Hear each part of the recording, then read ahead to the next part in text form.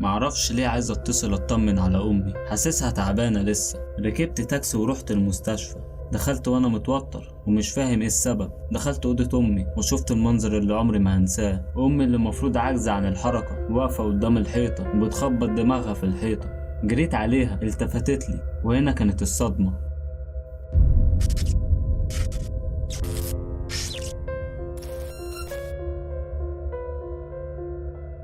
خليني أعرفكم بنفسي. أنا أشرف، عندي 25 سنة، من إحدى محافظات الوجه البحري. عايش مع أمي في بيت متواضع في إحدى الأحياء. أمي أستاذة في مدرسة حكومية وأبويا متوفي ومليش إخوات. يمكن السند ليا في الدنيا دي هي عيلتي اللي دايما واقفين جنبنا. نسيت أقول لكم، أنا خريج كلية صيدلة والمفروض أفتح صيدلية، بس مفيش فلوس. الحال ضاق جدا بعد وفاة أبويا، فاشتغلت في مطعم والحمد لله الحال بدأ يتحسن دلوقتي. قصتي بتبدأ من يوم ما كنت في الشغل وجاتني مكالمة من والدتي، بس لما رديت ما لقيتوش صوت أمي، كان صوت واحد وبيقول لي يا ريت تشرفنا في المستشفى بسرعة، والدة حضرتك عملت حادثة وهي رايحة المدرسة. أنا كنت بسمع وعامل زي المجنون. استأذنت بسرعة من مدير المطعم وطلعت أجري على المستشفى. دخلت وسألت الاستقبال واتقال لي إنها في العناية المركزة وحالتها خطيرة جدا. كنت حاسس إن هيحصل لي حاجة. أمي اللي ماليش غيرها في الدنيا دي هتروح مني. وساعتها عرفت إنها وهي بتعدي الطريق خبطتها عربية واتنقلت بسرعة للمستشفى. حاسس إن الدنيا بتلف وبتدور بيا. كنت حاسس إني في كابوس.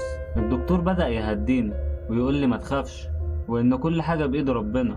نزلت تحت عشان أشوف حساب المستشفى وساعتها اتصدمت من المبلغ الكبير اللي طالبه المستشفى. أنا مش معايا المبلغ ده وبلغتهم بكده، لكن كان الرد لو مش هتقدر تدفع دخلها مستشفى الجامعة عشان الأسعار هناك مش زي هنا. كنت حاسس إني واقف قدام ناس معدومة الرحمة. نقلناها فعلا على مستشفى الجامعة بعربية إسعاف مجهزة للحالات الحرجة، واتنقلت العناية هناك بسرعة. ومن هنا كانت بداية المعاناة. أمي فضلت في العناية 3 أيام وبعدها خرجت من العناية ودخلت أوضة 507. الدكتور أخدني على جنب وقال أنا مش عارف أقول لك إيه. مع الأسف الوالدة فقدت القدرة على الحركة ومش هتقدر تمشي تاني. كنت بسمع وأنا مصدوم وقلبي وجعني عليها أوي. الدكتور قال لي الوالدة هتقعد معانا هنا أسبوع كده عشان نطمن عليها. رديت عليه وقلت له أقدر أبات معاها في الأوضة؟ قال لي تقدر طبعا. شكرته ورحت على الأوضة، وأول لما دخلت لقيت أمي بتقول لي كل حاجة بإيد ربنا وإني ما خافش وهتتدبر. كنت هموت وأنام.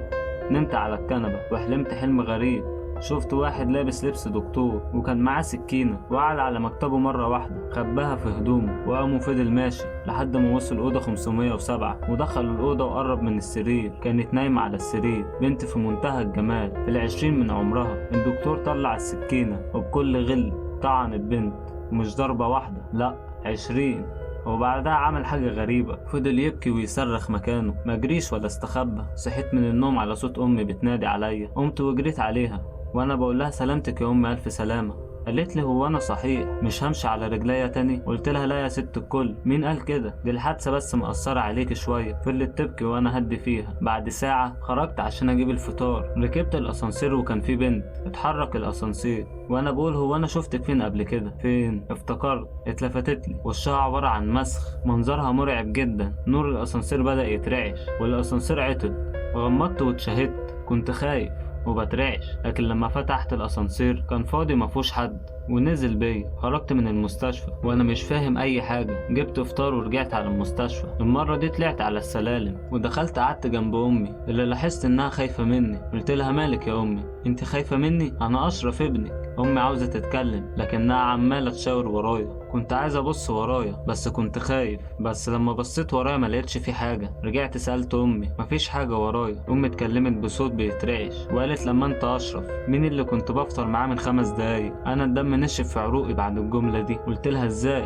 انا نزلت اجيب فطار ولسه جاي دلوقتي. حسيت ملامح الرعب والخوف على وشها بس انا ما كنتش فاهم. قررت اروح لمدير المستشفى واتكلم معاه. خرجت من الاوضه سالت على المكتب المدير وانا رايح ومعدي من قدام اوضه الممرضات سمعت واحده بتقول منك لله يا دكتور حاتم هيتقطع اكل عيشنا بسببك. ردت عليها صاحبتها اه والله عندك حق، المكان بقى مش طبيعي، بس البنت دي لازم تختفي من المشرحه، جثتها معفرطه المكان. سمعت الحوار ده ورجعت وانا ماشي لقيت عامل النظافه. وقفت وقلت له هي المشرحه فين؟ الراجل بصلي كده وشاور عليه. عليها، فمشيت في الاتجاه اللي الراجل شاور عليه، بس كل خطوة ناحيتها أشبه بطلوع الروح. وصلت ودخلت، مفيش حد في المكان فاضي، لكن فجأة النور قطع والباب المشرحة اتقفل. بصيت ورايا بسرعة وكانت الصدمة، شفت درج من أدراج التلاجة بيتحرك. كنت مرعوب جدا، يا ترى مين اللي هيطلع من التلاجة؟ سؤال خارج نطاق العقل والمنطق. استنيت شوية، كان الدرج رقم 4 بيتهز بعنف قدام عينيا. بلعت ريقي بالعافية وقربت وانا خايف وبترعش لحد لما وصلت للدرج.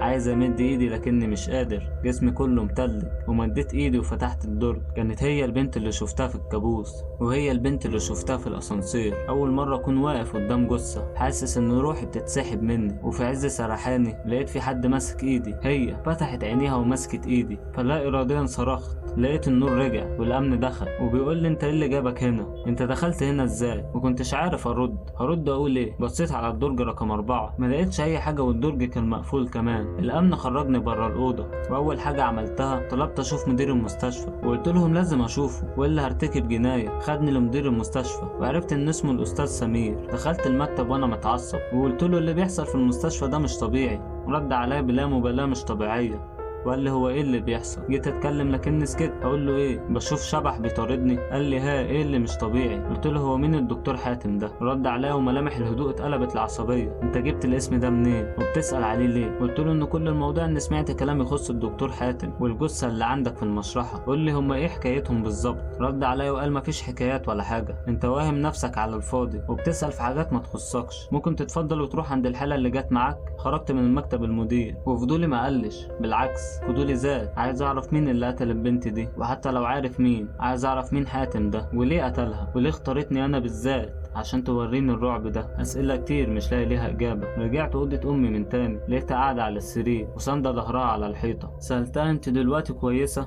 الحمد لله يا ابني. قعدت جنب امي شويه، لقيت نفسي بنام وانا قاعد على الكرسي. شفت نفسي جوه المشرحه من تاني ورايح ناحيه نفس الدرج وفتحته، لكن المره دي كانت جثه امي. رجعت لورا وانا بصرخ. صحيت لقيت نور الاوضه مطفي. جيت اقوم لكني اتصدمت. اللي نايمه على السرير دي مش امي، دي البنت تاني. جيت اقوم معرفتش، ولقيت باب الاوضه ما بيتفتحش بالراحه.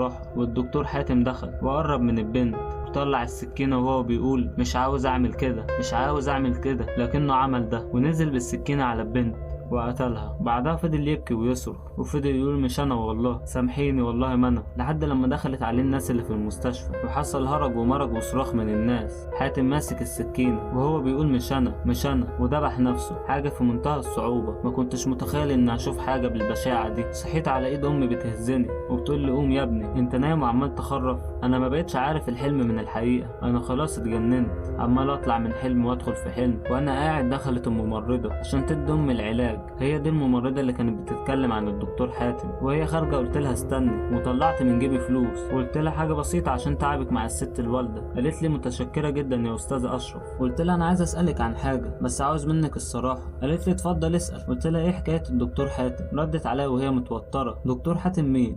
انا عارف اللي حصل بس مش عارف ليه. لو ساعدتيني هديك فلوس وهساعدك. وقالت لي تفيد بايه المساعدة والفلوس لما اطرد من الشغل؟ لا ما تخافيش، محدش هيعرف، بس اسمعي الكلام. اسفة يا استاذ اشرف، انا خاف على نفسي. كمان لو عايز تسمع من حد مفيش غير عوض، حارس امن المشرحة، ممكن هو يحكي لك. وسابتني ومشيت. كنت محتار مش عارف اعمل ايه. رحت فعلا لعوض حارس الامن. قال لي خير، جاي تعمل لي مشكلة تاني؟ قلت له لا، انا عاوزك تحكي لي اللي حصل. اللي هو ايه يا استاذ؟ قلت له عوض، انت عارف كل حاجة عن الدكتور حاتم وعن الجثة اللي جوه، وانا عايز اسمع منك القصة مش اكتر.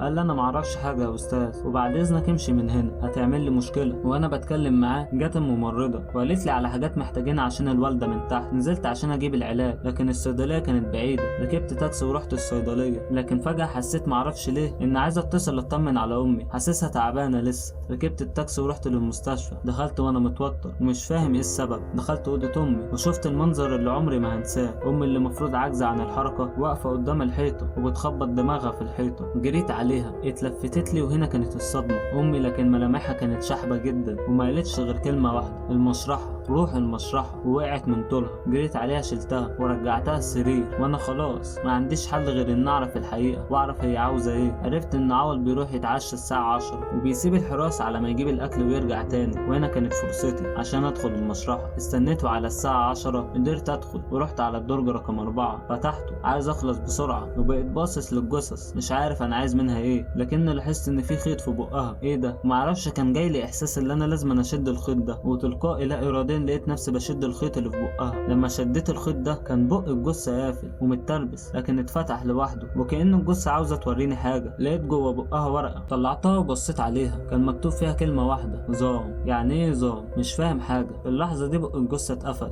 دخلتها مكانها، بس كنت عايز اخرج، بس هخرج ازاي؟ وكده الحارس رجع. طب وبعدين؟ انا كده برضو ما فهمتش حاجه، ولقيت نفسي بقول بصوت مسموع: يعني ايه نظام ده؟ نور المشرحه بدا يترعش. فتحت باب المشرحه بالراحه وبصيت، ما لقيتش حد. خرجت من باب المشرحه ورجعت على الاوضه بفكر في الكلمه دي، وليه لما نطقت الكلمه دي بصوت عالي النور اترعش. قعدت جنب امي وحسيت ان راسي بتتقل وان النوم اتمكن مني. نمت مكاني وصحيت على صوت صرخه مكتومه، حد عاوز يصرخ بس مش قادر. فتحت عينيا عشان اشوف نفس البنت واقفه بشكلها المخيف وحاطه ايديها على راس امي. امي كانت بتتألم والصوت ده طلع منها. عايز اقوم اتحرك انقذ امي، مش قادر. لكن في الوقت ده باب الاوضه اتفتح وهي اختفت. دخلت نفس الممرضه، بس المره دي قلت لها وانا قايم من على الكرسي بكل عصبيه: انا مش هقف اتفرج على امي وهي بتضيع مني، انت فاهمه؟ الممرضه كانت مذهوله من اللي بعمله وقالت لي: فيها يا استاذ اشرف، انا جاي ادي والدتك العلاج. قلت لها: بقول لك ايه، انا عارف انك تعرفي كل حاجه وهتحكي، عشان ده لو ما حصلش هيكون اخر يوم في عمري. حرام عليكم تقتلوا البنت اللي ملهاش ذنب دي اللي في المشرحه. قالت لي وهي مبرقه: نقتل؟ حضرتك فاهم الموضوع غلط خالص والله. فاهم غلط؟ طيب فهميني انت الصح، انت مش عارفه ولا فاهمه انا بشوف ايه. قالت لي: حاضر هحكي لك، بس ممكن بره المستشفى عشان محدش يسمعنا. قلت لها: خلاص النهارده بعد الشغل نتقابل وتحكي لي. وبعديها مشيت.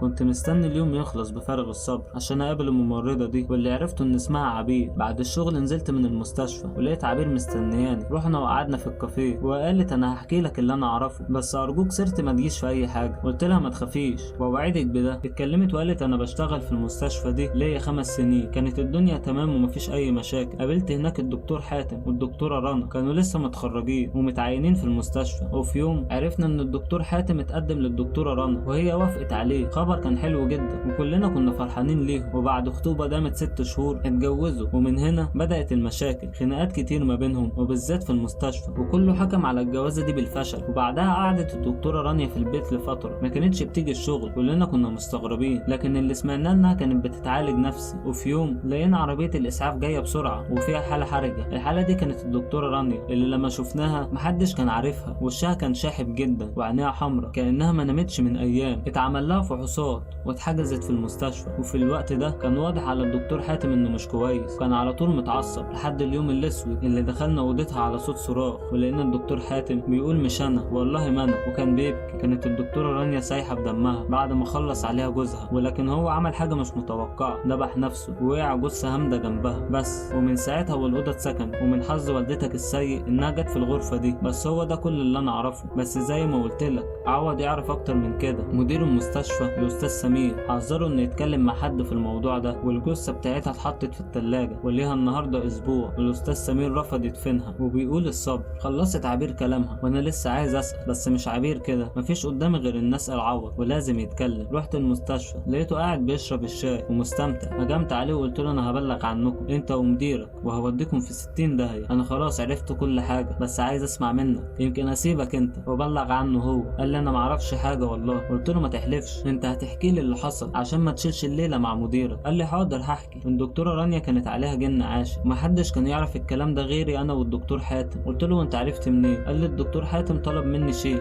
عشان يعالج مراته، واخدت له الشيخ ورحت، وكانت اصعب حاجه شفتها في حياتي. وللاسف الشيخ بدل ما يطلع الجن اذاه. الجن اتكلم وقال انه هينتقم منها ومن الكل. جبناها على المستشفى عشان حالتها ساءت، ومعرفش ايه اللي حصل خلى الدكتور حاتم يقتلها. بس اخر حاجه كان بيقولها: مش انا اللي قتلتها. قلت له: له فين اهل رانيا وازاي ما سالوش عليها؟ قال لي يا استاذ اهلها ما يعرفوش انها ميته، المستشفى قالت انها هربت واخلت مسؤوليتها تماما، ارجوك ما تبلغش عني، انا راجل غلبان. قلت له الجثه دي لازم تتسلم لاهلها، كل اللي طالبه منك رقم حد من اهلها يكونوا سابوا بياناته في المستشفى. فعلا بعد ساعه كنت بكلم والد رانيا وببلغه، واتقبض على مدير المستشفى عشان اتستر على الجريمه، واهل رانيا استلموا بنتهم ودفنوها، وانا رجعت عشان اخد امي ونمشي من المستشفى. وخرجنا وانا ماشي في الشارع كان معدي واحد من الجماعه المجازيه وقال كلام غريب، انت فاكر انها خلصت وليها مفر؟ ده مش هيسيب اللي اذاه واللي ساعد اللي اذاه، دوركم جاي. خدت امي ورجعنا البيت وبقيت بخدمها بنور عينيا، لكن بعد يومين لقيت الشرطه بتقتحم البيت وبتقبض عليا. فضلت اصرخ واقول لهم انا ما عملتش حاجه، لكن الصدمه انهم قالوا لي ان عوض مات مذبوح وان بصماتي على السكينه اللي اتقتل بيها. وبكده تكون انتهت قصة النهاردة، أرجو إنها تكون عجبتكم، ولو حد حصل معاه موقف غريب أو كان ليه تجارب مع العالم الآخر ممكن يكتبها في كومنت عشان نوي بإذن الله ابتدي سلسلة قصص المتابعين، وده طبعا معتمد عليكم انتوا. وقبل ما أنهي الحلقة أحب أقول لكم كلمتين مرضتش أقولها لكم في المقدمة عشان ما أطولش عليك يا عزيزي المشاهد. دعمك باشتراك أو لايك أو كومنت مهم جدا عشان بيحسسني بالأمل وبيخليني أستمر، فأرجو إن لو الفيديو عجبك سيب بصمتك قبل ما تمشي وعرفني، ولو ما عجبكش مش مهم، لا بهزر، اكتب في كومنت السبب عشان أطور من نفسي، ويا رب أكون خفيف على قلبكم، وسلام.